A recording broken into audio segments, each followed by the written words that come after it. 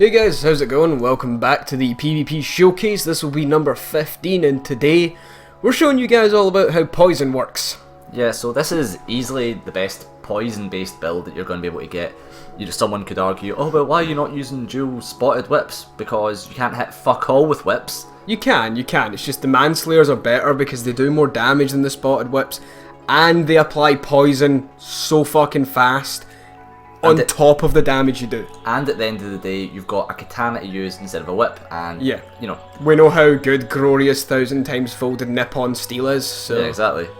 So we've made the original build, of course, is we were using the Manslayers solo, but we've managed to add in a bit of pyromancy as well. We've used a few cool tricks as well. Like, of course, we're wearing the Sanctum gauntlets because they're fucking amazing. They give you like an extra 60 poison, and because that's power stanced, Manslayers, that's an extra 120. The same with the Clever Rat ring gives you... not the Clever Rat ring, just the Rat Covenant ring. I've been playing Demon Souls, alright? Crest of the Rat. Yeah, Crest of the Rat. I've been playing Demon Souls. But, yeah, that gives you an extra 60 poison as well. But that's, once again, power stance, so that's 120 poison. So that is, guys, that's 240 poison bonus for a set of gauntlets and a ring. Basically, on the Manslayer's base poison of like fucking 200 per katana. Yeah, so it essentially amounts to like 650 upwards of poison damage. Two-handed L1s will poison pretty much anyone. Everybody. Sometimes it doesn't poison them if they just have like a particularly high poison resistance, but otherwise they're getting poisoned. Yeah.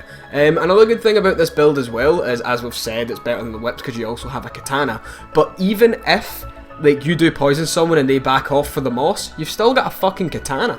You can still run in, you can close the distance very quickly with a running attack. Scenario like this is unfortunate because, there's not a lot we can do here.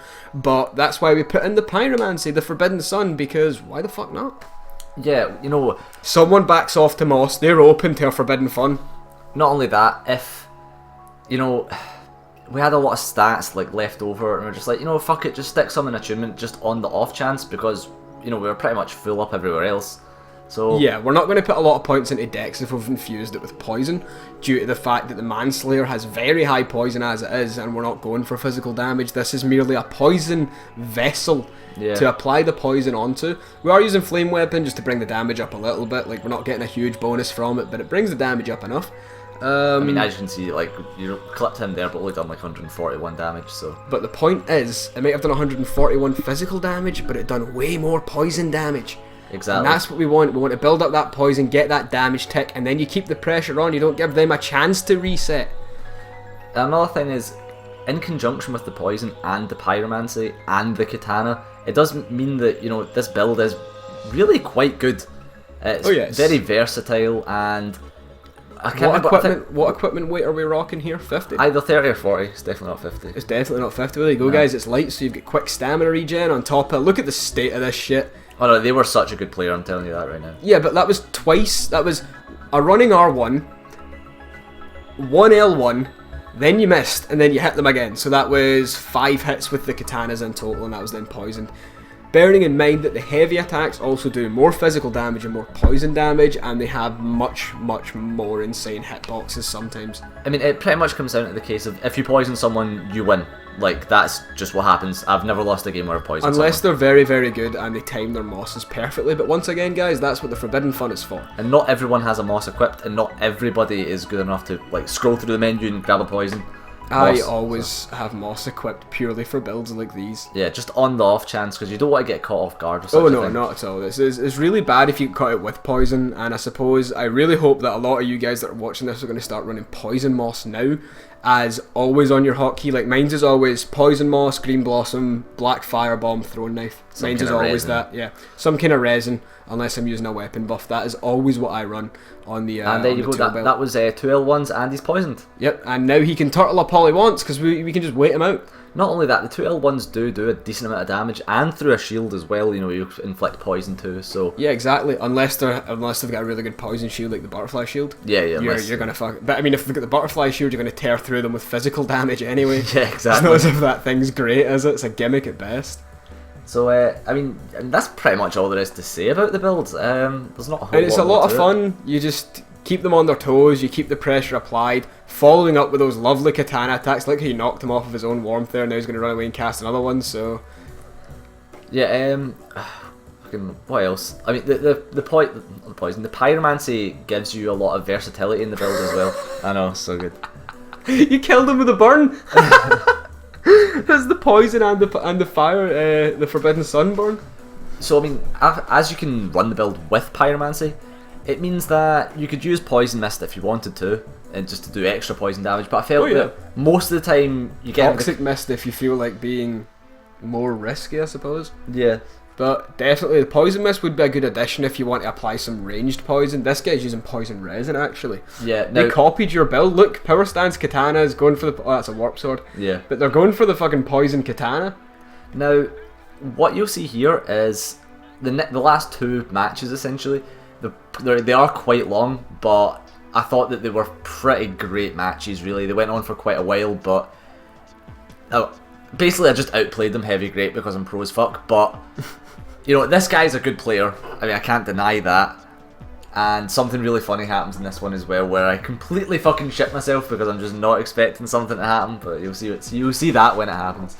But does he try to use our spin to win with a warp sword on you? No, he doesn't, but obviously he'd be hitting fucking nothing with that. So. Of course, because you can't fucking hit anything with that.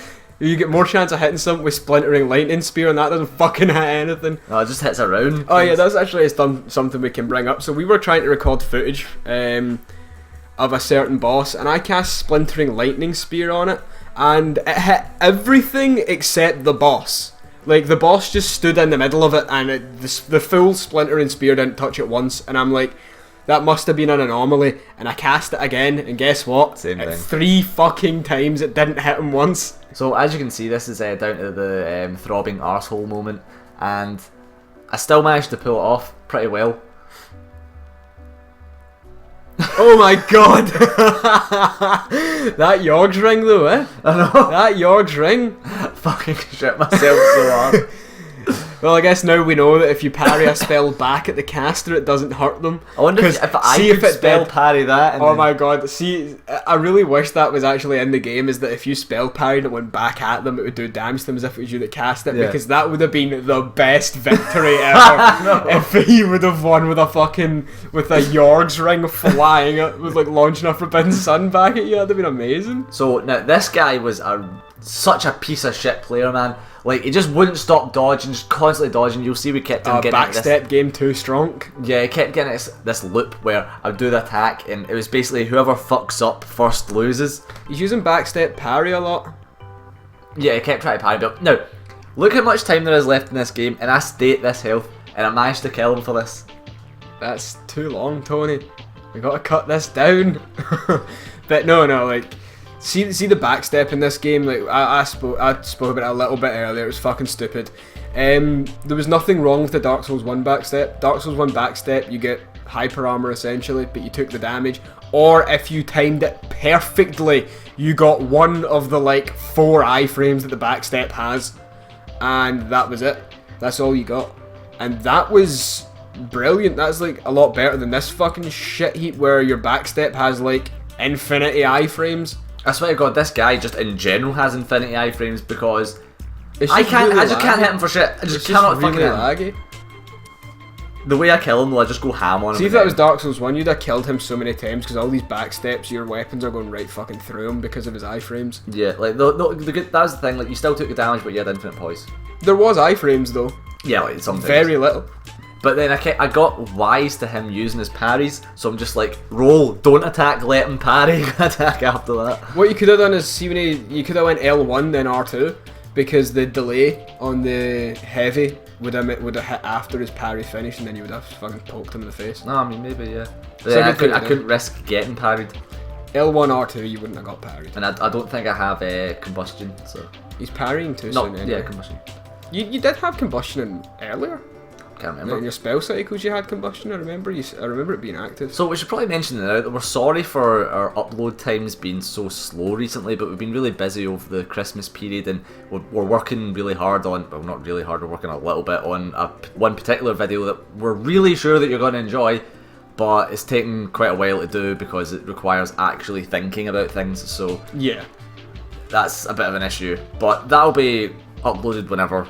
I'm gonna say in a month's time. It's a lot of editing to go through as well. Yeah. But it will be worth the process. You guys, we think you guys are gonna fucking enjoy it anyway. So here it comes up to the end where I'm just like, fuck this, just fucking go mental, and then just fuck you. And then it's just a case of if he parries me, I don't care. I just want it to end. I need to go to sleep. Yeah. Let it end. I've been fighting this guy for a year. So this is the build: 2 Poison Manslayers, 2 of course. Pyromancy Flames. Of course. That means NG plus bitches. The Thingy Hood, Hexus Hood, Dingy Set, Sanctum. I think it's Sanctum Soldier Gauntlets, not Knight Gauntlets, and the Dingy Robe. The bloodied stained dress. Yeah.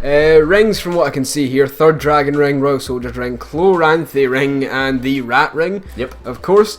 You've got poison resin on there for some reason which you can't use, but just run what I use. Have combustion on. Run what I use. Use your fucking moss, green blossom, firebomb, throwing knife, poison throwing knives. Yeah, and then you can see the stats there as well. So 40, 40, 17, 25, 17, 27, 25. Yep, and of course 17, 27, so we can power stance the swords. Spells, as you can see: flame weapon, sun, combustion, the usual. But that about does it for this video, guys.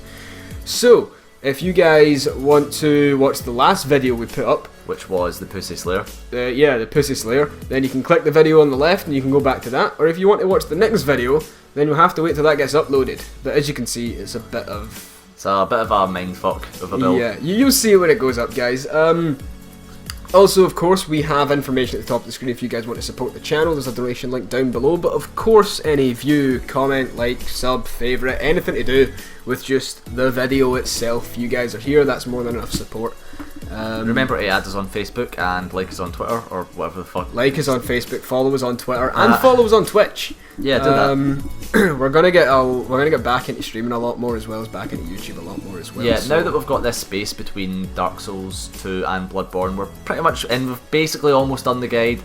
We're pretty much more freed up to do more creative things, really. So look forward to that. We'll see you guys in the next video, and yeah, bye.